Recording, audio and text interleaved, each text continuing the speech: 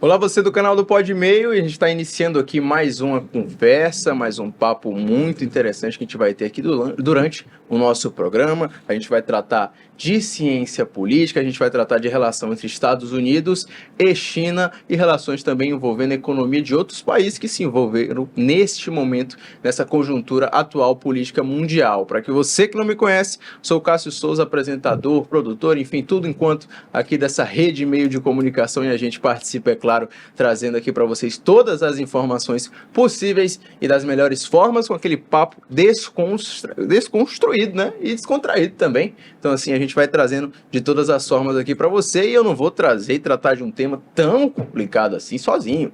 Eu não teria essa capacidade total, apesar de que se eu estudar talvez eu consiga, mas não como o meu convidado, como quem está aqui do meu lado, que é o Leonardo Fernandes, pesquisador e mestre em ciência política, historiador pela UESP e mestre em ciência política pela Universidade Federal do Piauí. Léo, seja muito bem-vindo aqui ao nosso Pod Meio. A gente vai começar nosso papo, a gente vai começar nossa conversa aqui sobre a questão da China, sobre a sua trajetória também, que é muito interessante. Você é um dos remanescentes da Casa Meio Norte. Se apresenta aí para o nosso público, primeiramente, por favor. Bom, primeiro, obrigado pelo convite e, sem dúvida, você conseguiria compreender estudando sozinho também. Bem, eu sou Leonardo Fernandes, né, pesquisador em ciência política pela UFP, mestre em ciência política recentemente, agora em maio, fiz a defesa da minha dissertação de mestrado, orientado pelo professor Johnny Santana, lá da UFP, do Departamento de Ciência Política e de História, e tenho essa passagem muito grata da minha vida pela Casa Meio Norte, né, que tem a parceria com o Grupo Meio. Passei mais de 10 anos lá na Casa Meio Norte, ensino Fundamental 1 e 2, e foi muito importante na minha trajetória de estudos e acadêmica, né. Foi através de lá que você se interessou por história? Como é que funcionou essa questão de se envolver com uma questão política? Porque, querendo ou não, a Casa Meio Norte, a gente sabe que ela é situada numa região ali mais periférica da cidade, né? E, às vezes, a gente tem uma influência política voltada com aquilo. Como é que você se entendeu como um futuro historiador? Foi ali através da Casa Meio Norte? Sem dúvida, a Casa Meio Norte fica lá na Cidade Leste, né? Que é uma zona periférica da cidade de Teresina. E a época era bastante pobre, mais do que é hoje, né? As coisas melhoraram bastante, mas a época era bastante pobre, a situação por lá. E a Casa Meio Norte funcionava como uma espécie de ilha segura para todos nós ali, né? Porque tinha a questão de gangues e tinha a questão da criminalidade, da pobreza no local. E na Casa Meio Norte a gente encontrava esse ambiente seguro para a gente desenvolver nosso intelecto, os estudos. Tinha as questões de metodologia pedagógica, né? Lá eles sempre nos incentivavam a leitura de livros, a fazer poesias e sarau de livro, várias coisas, teatro. Então a gente cresceu naquele ambiente que foi muito importante e, de certa forma, sem dúvida, isso contribuiu para a minha vontade, né, de ler, de escrever, pesquisar. E aí lá você teve contato com a história, né? Evidentemente a gente paga essa matéria até hoje nas escolas. Como é que você teve esse contato com um professor de história? Foi ele que te apresentou esse lado mais político? Como é que você se entende também como historiador a partir daquele momento? A questão de história foi através de um professor já do ensino médio, né? Aí já era o professor do ensino médio, né? Outro professor. Professor Alain Ribeiro. Alain Ribeiro. E ele falava de coisas de histórias internacionais, então, falava da Amazon, que você podia comprar livros de outros países e tal, e acabei me interessando por aquilo. Naquela época era algo muito à frente, né? Hoje é super exatamente. Normal, super natural. Sim, né? Lá para 2012, 2011.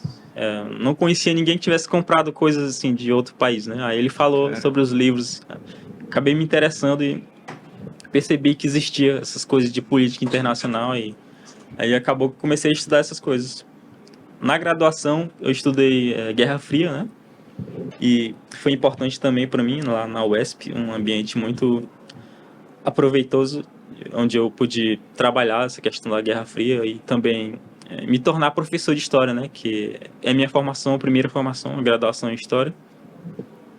E aí lá eu encontrei esse ambiente propício para os meus estudos de política internacional também. E aí foi, acho que você traz a Guerra Fria, que não é muito diferente do atual momento que a gente vive também. Se a gente faz esse paralelo, né, de duas superpotências disputando ali, até que de uma forma mais oculta na nossa sociedade, a gente percebe que tem esses paralelos traçados. Foi a partir desse momento da Guerra Fria que você se interessou por ser e buscar uma pós-graduação já em ciência política, assim, porque a partir desse momento, qual é a data exatamente que você começa a sua pós-graduação?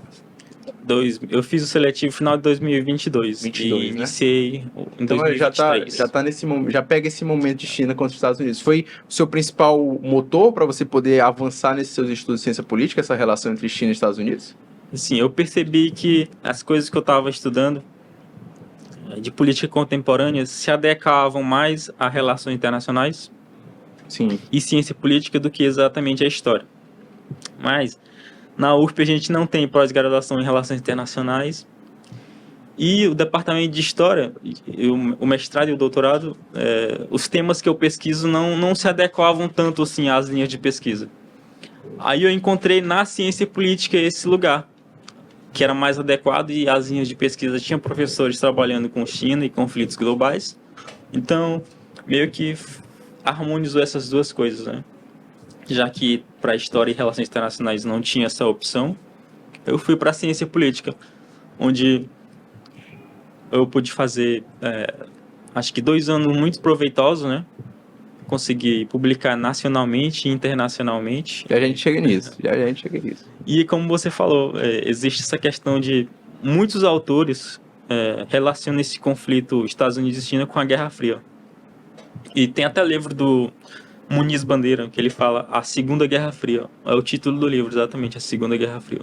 É uma Segunda Guerra Fria não declarada, evidentemente, por conta de todos os aparatos de arma que a gente tem hoje, né? Então acho que isso já evidencia que eles dão uma segurada nessas declarações. Mas como é que você vê, antes da gente ir para essa parte do como é que tá essa relação, como é que é essa oportunidade que foi lhe dada de publicar um artigo na revista China Hands, cara, na Universidade de Yale, uma das mais renomadas do mundo, porque apesar de ser um estudo que é um estudo difundido no mundo inteiro, justamente por estar toda essa questão da Guerra Fria, que a gente convive hoje em dia. Então, muitos pesquisadores já falam sobre o tema, só que nem todos chegam a Yale, nem todos chegam a figurar numa revista dessa. Como é que você chegou a esse momento? Conta um pouco pra gente.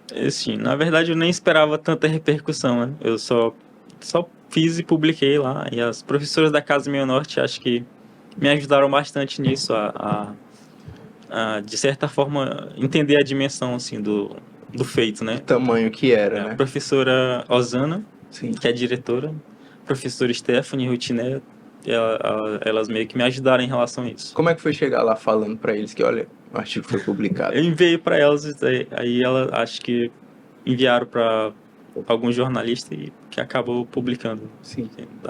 Mas foi muito gratificante. As professoras do seu ensino fundamental te dando parabéns, né, reconhecendo um feito que você fez.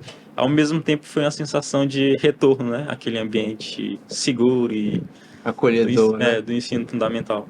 Como é que funciona esse processo de publicar algo numa revista dessa? Porque eu, particularmente, não é da minha área buscar essa questão de externar meus artigos para fora. Mas eu vi que foi uma vontade sua. Como é que funciona todo esse processo de ter um artigo publicado numa revista internacional? Os artigos são enviados, né, e tem os feedbacks. Geralmente 2 pessoas vão avaliar o artigo, sugerir mudanças no seu artigo, correções que devem ser feitas, e depois existe um comitê que vai aprovar ou não a publicação do artigo. E geralmente demora cerca de 1 mês, 2 meses, até 6 meses, dependendo do fluxo da revista, pode demorar bastante tempo. E aí, financeiramente, isso é rentável? Isso dá retornos ou é só mesmo uma questão de nomeação? Na verdade, eu não ganhei dinheiro exatamente com a publicação. Geralmente a gente paga para publicarem, né? Sim, é essa a diferença. Mas no caso, o que eu publiquei não é uma revista paga. Não é uma revista paga, né?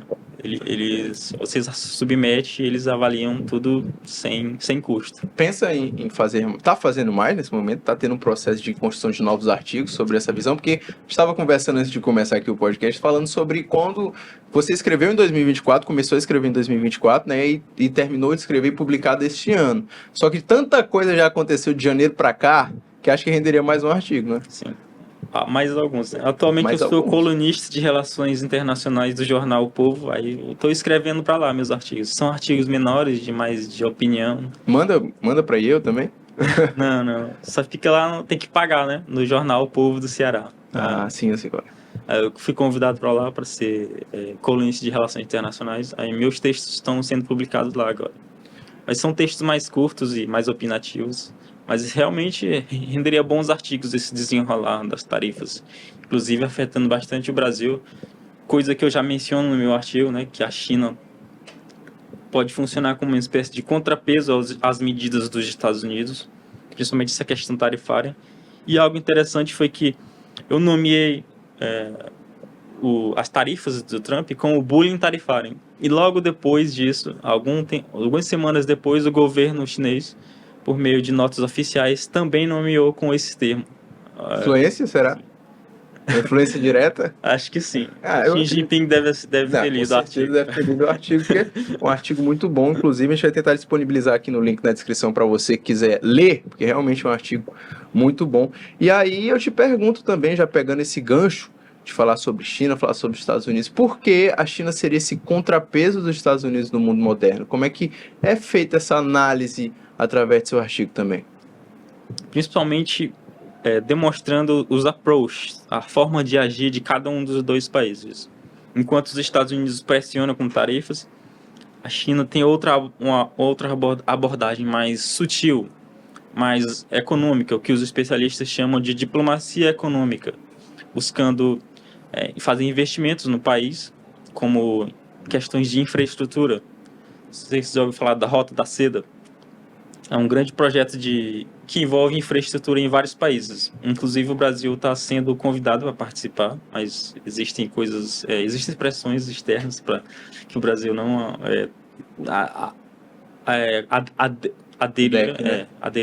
aderir a esse projeto. Mas eu mostro lá que tem questões de infraestrutura. Por exemplo, você ficou sabendo recentemente as fábricas da BYD na Bahia. Sim. E está descarregando milhares de automóveis, né, elétricos no Brasil. A China daqui a pouco vai dominar o mercado de elétrico aqui no Brasil. Tem a questão do porto de Xangai, no Peru. Inclusive tem a chamada rodovia transoceânica, que vai ligar o Brasil até esse porto de Xangai para melhorar as questões comerciais, dar mais dinamismo a esse comércio, que em 2025 chegou no primeiro trimestre, né, a cerca de 40 bilhões de dólares. E em 2022, mesmo na administração Bolsonaro, o comércio entre China e Estados Unidos cresceu e, ao mesmo tempo, era um governo que era mais pró-Estados Unidos, mas mesmo assim não deixou esse parceiro econômico de lado.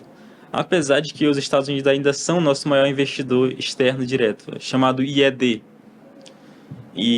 Mas a gente exporta mais para a China. Então é um jogo aí de se equilibrar entre os dois, né? Você acha que com toda a conjuntura política que a gente está nesse momento, do Trump com as suas questões de tarifas e exportações que envolve o Brasil, você acha que a tendência do governo brasileiro e também da China é se aproveitar desse momento para poder crescer as nossas relações econômicas com a China e diminuir, por consequência de todos os problemas externos que o Trump causa, com o Brasil? Essa é uma boa pergunta. Inclusive, o nosso Piauí pode ser afetado por isso. Como assim, diretamente? O Piauí é um dos maiores produtores de soja, né? Também. E nossa soja, 60% é para a China. E nesse sentido, o próprio Trump estava pressionando a China para comprar soja dos Estados Unidos e não do Brasil. Porque, tempos atrás, naquela primeira rodada de tarifas, do primeiro governo Trump que eu estou falando, a China passou a comprar mais soja do Brasil do que dos Estados Unidos. E agora a China está sofrendo essa pressão, né, para comprar mais soja dos Estados Unidos e meio que abandonar o Brasil, digamos assim. E agora a gente vai perceber, vai compreender a dimensão dessa aliança, né? Dessa parceria comercial entre China e Brasil e do que os especialistas chamam de sul global. Tá sendo testada a resiliência desse grupo, né?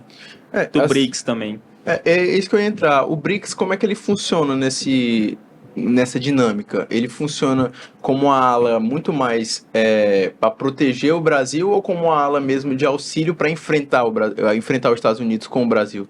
Como é que se olha essa parte? Acho que o BRICS vem passando por transformações. Primeiro era só Brasil, China, Rússia e África do Sul, e agora ele passou por expansões, tem vários outros países. Inclusive a Argentina tinha sido convidada também, mas com o novo governo que está mais pró Estados Unidos acabou não aderindo. Agora tem vários membros, né? Se não me engano, 14, algo assim, mas tem outros membros observadores também que estão pleiteando entrar, a Venezuela, acho, se não me engano.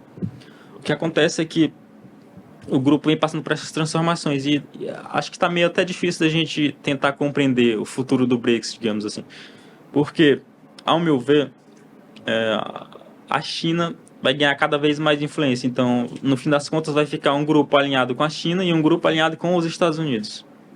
Então, nesse sentido, o BRICS tem que definir, né, o que ele vai seguir. Se é a aliança China-Rússia contra os Estados Unidos, ou se vai continuar sendo apenas um mecanismo mais político e mais econômico e sem questões militares envolvidas, questões securitárias, né? Porque cada vez mais estão sendo empurrados para isso.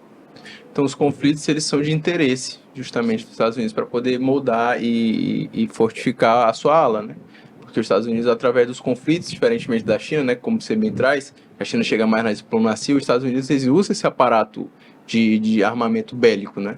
Então, sim, inclusive, nosso exército tem muita parceria com os Estados Unidos. As armas também, né, a maioria são importadas dos Estados Unidos para o nosso combate.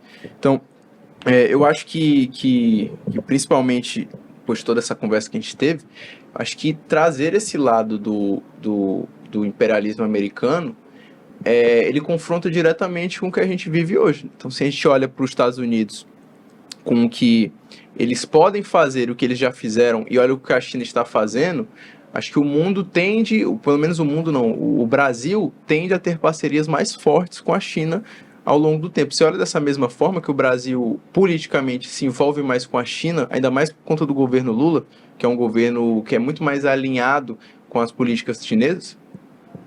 Eu estava vendo uma pesquisa, se não me engano foi divulgado pelo Poder 360, sobre a população brasileira prefere que o país se envolva comercialmente mais com os Estados Unidos do que com a China. Mas não é necessariamente o que o governo pensa, ué. Não, assim, de certa forma, o nosso governo é mais pró-China, realmente. O que, de certa forma, quebra uma espécie de tradição, né, da nossa diplomacia. Que o Brasil sempre foi aberto, né, a falar com todo mundo. E sem priorizar algum player. O Brasil sempre foi aquela diplomacia de conversar com todo mundo, de buscar mediações e buscar a paz através das conversações, né, dos organismos internacionais. E, inclusive, foi apresentada agora a carta na OMC, né, em relação às tarifas. E esse alinhamento com a China ou com os Estados Unidos depende muito é pendular, né? Pendular. Sim. Depende muito do governo que está no poder. Quando era o Bolsonaro, estava mais pró-Estados Unidos. E agora está mais pró-China, né? Mas essa questão será definida com a eleição de 2026. Melhor definida, né? Porque a gente está numa indecisão aí, tem muita coisa para acontecer, né? E também tem a crescente da direita, né? E da extrema-direita nas pesquisas, né? Então, assim, é muito forte a extrema-direita no Brasil, de fato. A gente tem candidatos aí, todo o país rondando, e até uma dificuldade em algumas partes do Brasil de se envolver, de implantar políticas que sejam mais, assim, até parecidas com as políticas aplicadas na China, justamente por conta desse lado da extrema-direita do Brasil. E aí, eu quero te perguntar também, que frutos essa parceria com a China traz pro Brasil? Porque uma coisa que a China tem de monte, e a gente, acho que assim, de fato é uma coisa a se olhar para a China e se espelhar é a questão dos metroviários, né? A China tem uma linha metroviária muito forte, né? De trens e tudo. Acha que é possível o Brasil, num futuro não tão distante, fazer esse tipo de parcerias de concessão para poder trazer todo esse estudo, esse aparato da China para o Brasil, essa transferência de tecnologia? Sem dúvida. Inclusive, essa questão na malha viária chinesa é desenvolvida principalmente a partir de 2008. Antes de 2008, acho que eles tinham menos que a gente, que o Brasil. A partir de 2008, eles Menos realmente... de 20 anos. Exatamente. Então, é importante para o Brasil, na medida em que serve como contrapeso aos Estados Unidos, e também nessa questão que você mencionou de transferência de tecnologia, né? A gente pode aprender com os chineses. Eles têm uma base industrial bastante forte, principalmente a questão de manufatura, ou seja, agregar valor aos bens produzidos, enquanto o nosso país foca mais na questão de commodities agrícolas, que a gente é muito forte, né? Mas investindo nesse outro lado também, trazendo essa transferência de tecnologia, mão de obra e melhora a qualificação dos nossos trabalhadores, sem dúvida o Brasil tem muito a evoluir nesse sentido. Como é que os Estados Unidos olham para tudo isso? A atual administração Trump olha com bastante desconfiança e acredito que o Trump e mesmo a próxima administração democrata não vai olhar com olhos diferentes, porque se existe um consenso nos Estados Unidos, o consenso que envolve os dois partidos, é que China e Rússia são competidores e inimigos dos Estados Unidos. Isso. Inclusive tem documentos, né, dos departamentos de Estado que declaram isso formalmente. Então, acredito que a gente vai ter que aprender a navegar nessas águas da política mundial, que cada vez mais tentando nos forçar a escolher um lado, né? E aí, como eu te mencionei anteriormente, esse lado pode variar dependendo do governo, do caminho ideológico que o governo que está no poder está seguindo. Pode ser mais à direita, pró-Estados Unidos, ou mais à esquerda, pró-China.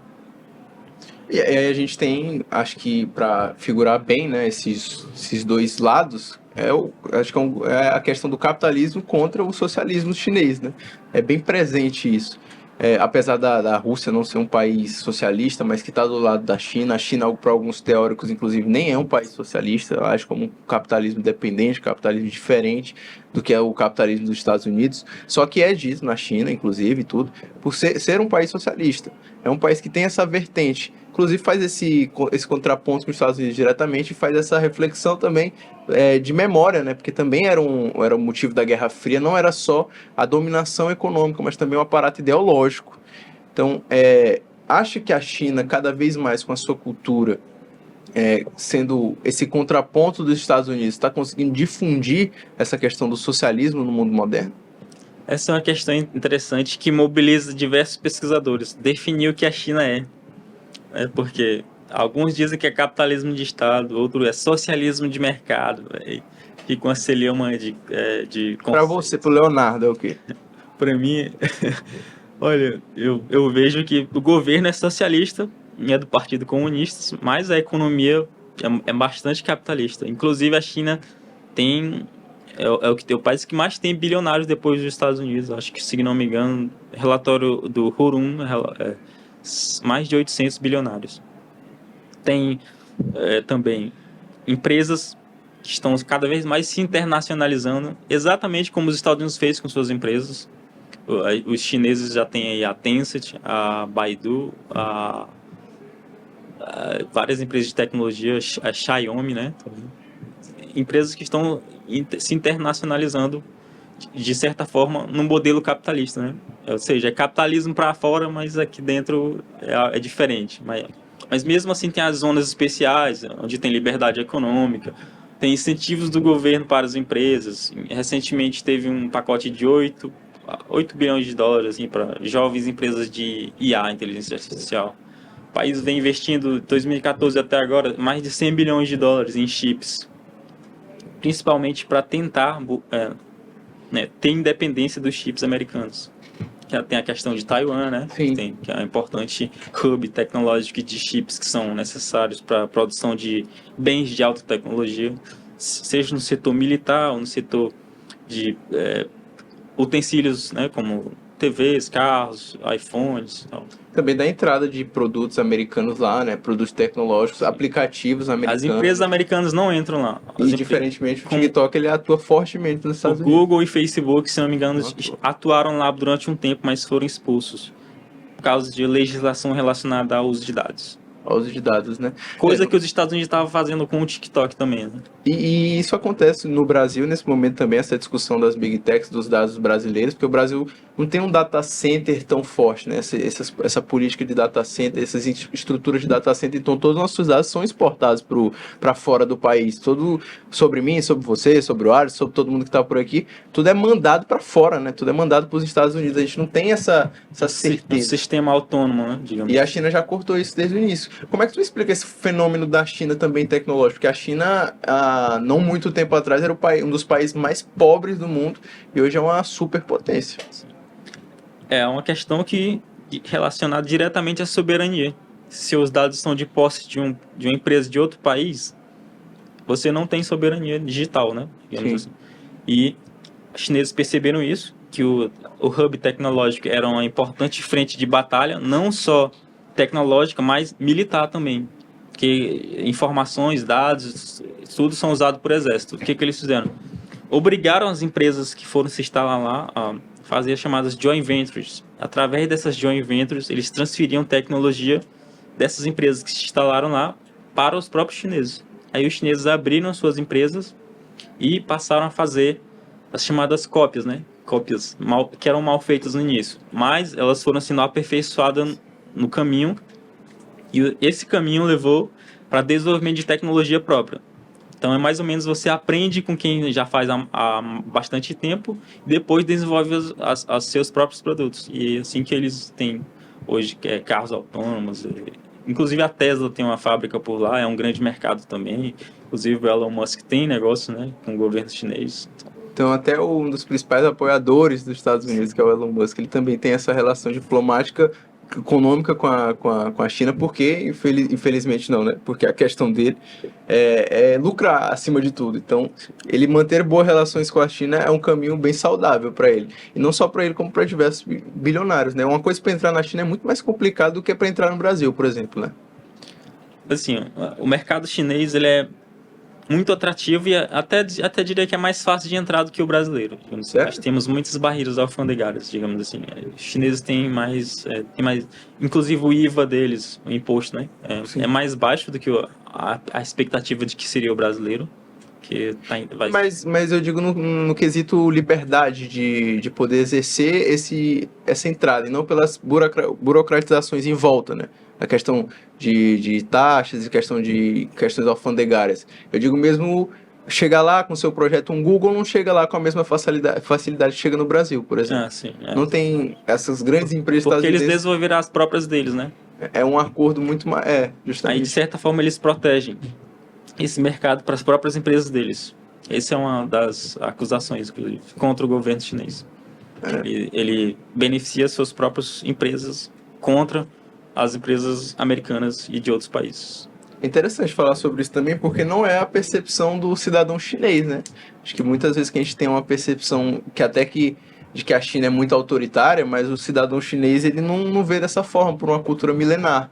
De questão de liberdade para o estadunidense, essa questão de liberdade de expressão, liberdade é algo super muito difundido, e na China eles são muito mais tranquilos em relação a isso. Então, se um filme não chegou na China, por exemplo, um Google não chegou, eles confiam fortemente no governo para criar algo igual ou melhor, e é o que está sendo feito, de fato, né?